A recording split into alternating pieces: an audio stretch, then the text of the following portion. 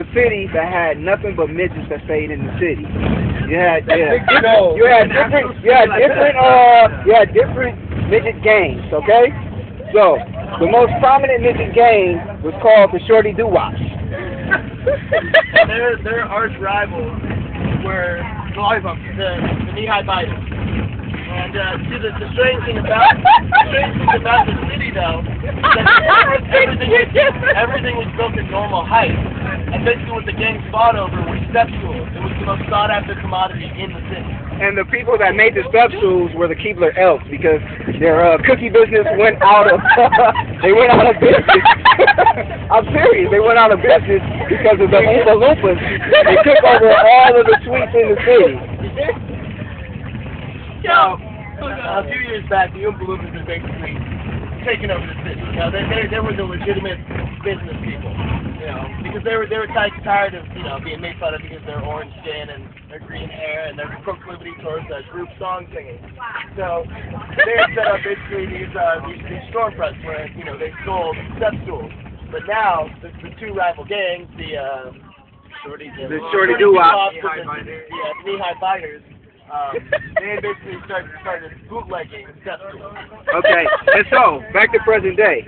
Now this particular evening, the two rival midget gangs have to make a decision if they want to stay rivals or if they want to come together and make one huge midget gang. Because normal-sized people figured out normal-sized people figured that they can go to this midget town and get everything half off. So.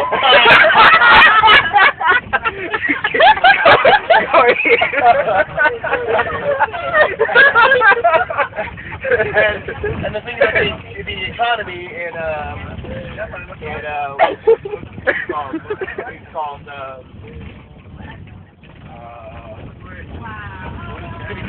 city called Smallville.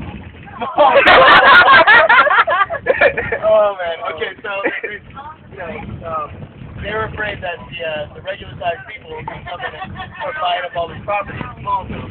So that's why they wanted to unite, but they were still kind of hesitant because they really didn't like each other. Yeah. So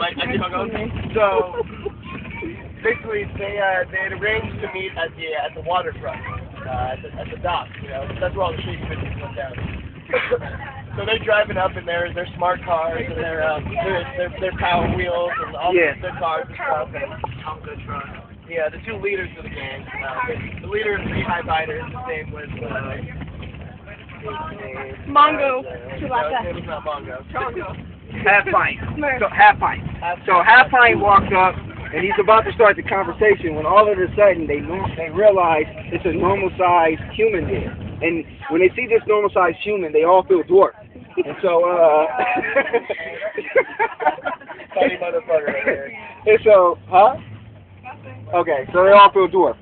Back to Julian. I just come in with the side, the quick. And a big pirate ship was pulling up. Okay, that never actually happened. Because all our infantry. So Papa Smurf, the leader of the Shorty Doo-Wops, he was the leader. Kind of a while back, most of the Smurfs had been killed off by what was the I don't know. Gargamel. Gargamel had actually been successful in killing off all the Smurfs, except for Papa Smurf because he was a resourceful motherfucker. He used his Smurf magic and basically You're passing around. survived. So it's his gang. And Papa Smurf comes out and says, "We've been at war for 3 years. There's so much bloodshed. We either gotta unite the two gangs. We gotta finish this right here, right now." And then, so all of the two midget gangs, they agree to unite, but they know that they need the oldest, wisest midget in the whole city that has not been seen or talked to for about 10 years. You talking about Frodo? No, I'm not talking about Frodo. Smeagol! We're talking about Gary Coleman. He's been away making cash movies. I mean commercials. And so they decide to make a trip, down to see Gary Coleman. He's now staying with a man named Mr. Drummond. Okay? And so they go knock on this door. Who opens the door is Gary Coleman. And you know, Gary Coleman's got a tenacious personality. What's the best one? And so they're like Gary. They tell him the whole story. They're like, you know, some normal sized humans are trying to come and get all our stuff because it's half off. Gary's like, what you talking about, Doris? So basically, you know, he's your both sides of the story. So leader of the Knee High Biters, Vern Troyer from Austin Power. You know, what's been going on is basically, you know, we're at war and we want to settle this once and for all. We either need to kill each other off or we just need to unite the two gangs. And Papa's first going to do the story, but there's two more details. Their gang, they killed my brother. and Vern Troyer says, that never actually happened. He died in a freak accident. And they're just going back and forth trying to tell these conflicting stories. Gary Coleman says, stop talking bullshit. So Gary Coleman goes, stop talking both of y'all, because that's the end of this story. Why? It's a short story. Thank you, everybody.